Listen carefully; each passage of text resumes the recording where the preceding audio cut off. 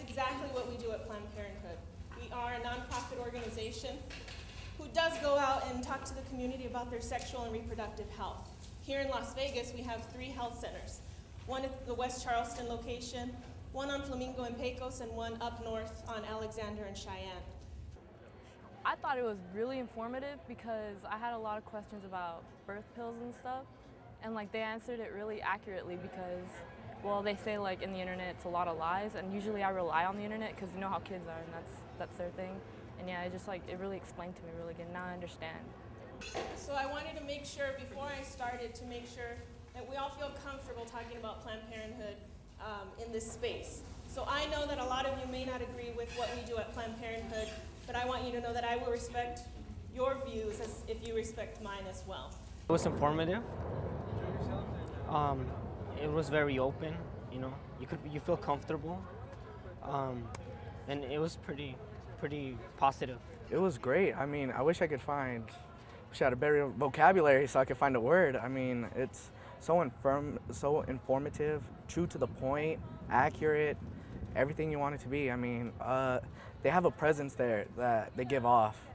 As me being a teenager, I could like feel this like, oh, they're being fake. But no, I felt realness come out of them.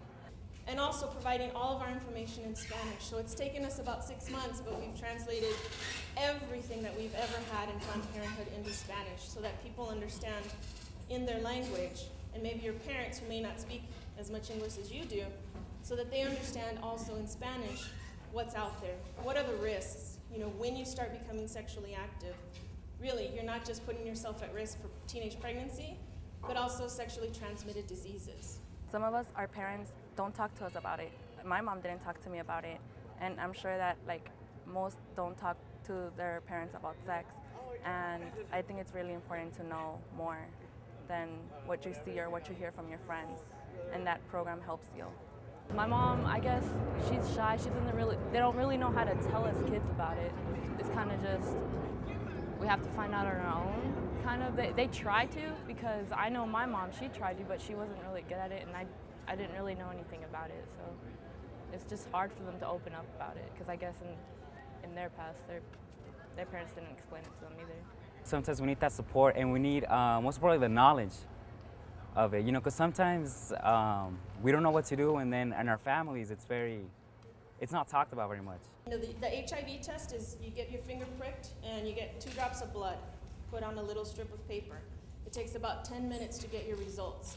If you have a negative result, you're good to go, and then we encourage you to come back 6 months later if you're still sexually active, or a year later, depending on how healthy you are with other risks. For STDs, it's usually a urine sample, and you will know in 3 to 5 days what your results are.